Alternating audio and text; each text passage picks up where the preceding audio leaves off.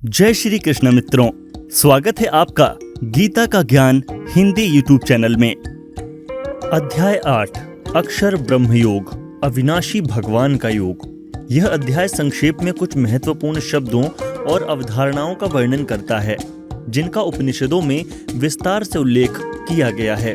इसमें यह वर्णन भी किया गया है कि मृत्यु के पश्चात आत्मा के गंतव्य का निर्धारण किस प्रकार से होता है। देह का त्याग करते समय यदि हम भगवान का स्मरण करते हैं तब हम निश्चित रूप से उसे पा लेंगे। इसलिए अपने दैनिक कार्यों को संपन्न करने के साथ साथ हमें सदैव उसकी विशेषताओं, गुणों और दिव्य लीलाओं का चिंतन करना चाहिए। जब हम अनन्य भक्ति से अपने मन को भगवान में पूर्णतया तल्लीन कर लेते हैं तब हम भौतिक आयामों से परे आध्यात्मिक क्षेत्र में प्रवेश करते हैं। तत्पश्चात इस अध्याय में भौतिक क्षेत्र में स्थित कुछ लोकों की चर्चा की गई है। इसमें बताया गया है कि सृष्टि के चक्र में ये लोक और इन पर निवास करने वाले असंख्य प्राणी कैसे इनमें प्रकट होते हैं और प्रलय के समय पुनः अव्यक्त हो जाते हैं। किंतु इस व्यक्त और अव्यक्त सृष्टि से परे भगवान का दिव्य लोक है। वे जो प्रकाश के मार्ग का अनुसरण करते हैं वे अंततः दिव्य लोक में पहुंचते हैं और फिर कभी नश्वर संसार में लौटकर नहीं आते। जबकि अंधकार के मार्ग का अनुसरण करने वाले लोग जन्म, बुढ़ापे, रोग और मृत्यु के अनंत चक्रों में देहांतरण करते रहते हैं। अगर आपको ये वीडियो पसंद आए तो हमारे YouTube चैनल गीता का ज्ञान को सब्सक्राइब करें। वीडियो में आगे बढ़ने से पहले एक बार सच्चे दिल से कमेंट में जय श्री कृष्ण जरूर लिखिएगा। अर्जुन ने कहा, हे भगवान, ब्रह्म क्या है, अध्यात्म क्या है और कर्म क्या है? अधिभूत को क्या कहते हैं और अधिदेव किसे कहते हैं? हे मधुसूदन, अधियज्ञ कौन है और यह अधियज्ञ शरीर में कैसे रहता है? हे कृष्ण, दृढ़ मन से आपकी भक्ति में लीन रहने वाले मृत्यु के समय आपको कैसे जान पाते हैं? परम कृपालु भगवान ने कहा, परम अविनाशी सत्ता को ब्रह्म कहा जाता है। किसी मनुष्य की अपनी आत्मा को अध्यात्म कहा जाता है। प्राणियों के दैहिक व्यक्तित्व से संबंधित कर्मों और उनकी विकास प्रक्रिया को कर्म या सकाम कर्म कहा जाता है। हे देहधारियों में श्रेष्ठ भौतिक अभिव्यक्ति जो निरंतर परिवर्तित होती रहती है उसे अधिभूत कहते हैं। भगवान का विश्व रूप जो इस सृष्टि में देवताओं पर भी शासन करता है उसे अधिदेव कहते हैं। सभी प्राणियों के हृदय में स्थित मैं परमात्मा अधियज्ञ ये सभी यज्ञों का स्वामी कहलाता हूँ। वे जो शरीर त्यागते समय मेरा स्मरण करते हैं वे मेरे पास आएंगे। इस संबंध में निश्चित रूप से कोई संदेह नहीं है। हे कुंती पुत्र, मृत्यु के समय शरीर छोड़ते हुए मनुष्य जिसका स्मरण करता है वह उसी गति को प्राप्त होता है, क्योंकि वह सदैव ऐसे ही चिंतन में लीन रहता है। इसलिए सदा मेरा स्मरण करो और युद्ध लड़ने के अपने कर्तव्य का भी पालन करो। अपना मन और बुद्धि मुझे समर्पित करो, तब तुम निश्चित रूप से मुझे पालोगे, इसमें कोई संदेह नहीं है। हे पार्थ, अभ्यास के साथ जब तुम अविचलित भाव से मन को मुझ पुरुषोत्तम भगवान के स्मरण में लीन करते हो तब तुम निश्चित रूप से मुझे पालोगे।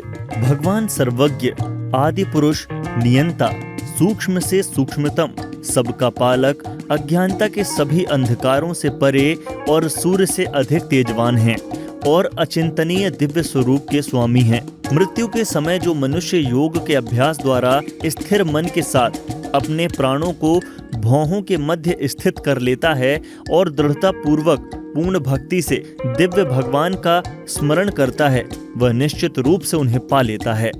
वेदों के ज्ञाता उसका वर्णन अविनाशी के रूप में करते हैं।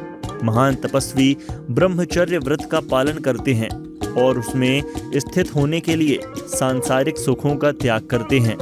मैं तुम्हें इस मुक्ति के मार्ग के संबंध में संक्षेप में बताऊंगा। शरीर के समस्त द्वारों को बंद कर मन को हृदय स्थल पर स्थिर करते हुए और प्राणवायु को सिर पर केंद्रित करते हुए मनुष्य को दृढ़ यौगिक चिंतन में स्थित हो जाना चाहिए।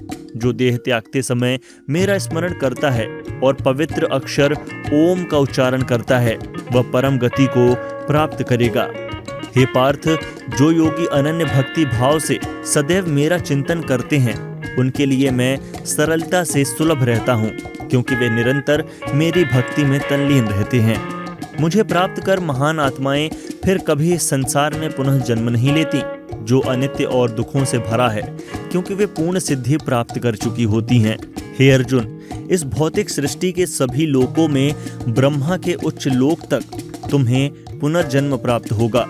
हे कुंती पुत्र, परंतु मेरा धाम प्राप्त करने पर फिर आगे पुनर्जन्म नहीं होता। 1000 चक्र के 4 युग, महायुग का ब्रह्म का कल्प 1 दिन होता है और इतनी अवधि की उसकी 1 रात्रि होती है। इसे वही बुद्धिमान समझ सकते हैं जो दिन और रात्रि की वास्तविकता को जानते हैं। ब्रह्मा के दिन के शुभारंभ पर सभी जीव अव्यक्त अवस्था से व्यक्त होते हैं और रात्रि होने पर पुनः सभी जीव अव्यक्त अवस्था में लीन हो जाते हैं। ब्रह्मा के दिन के आगमन के साथ असंख्य जीव पुनः जन्म लेते हैं और ब्रह्मांडी रात्रि के आने पर अगले ब्रह्मांडी दिवस के आगमन पर स्वतः पुनः प्रकट होने के लिए विलीन हो जाते हैं। व्यक्त और अव्यक्त सृष्टि से परे अन्य अव्यक्त शाश्वत आयाम है। जब सब कुछ विनष्ट हो जाता है किंतु उसकी सत्ता का विनाश नहीं होता।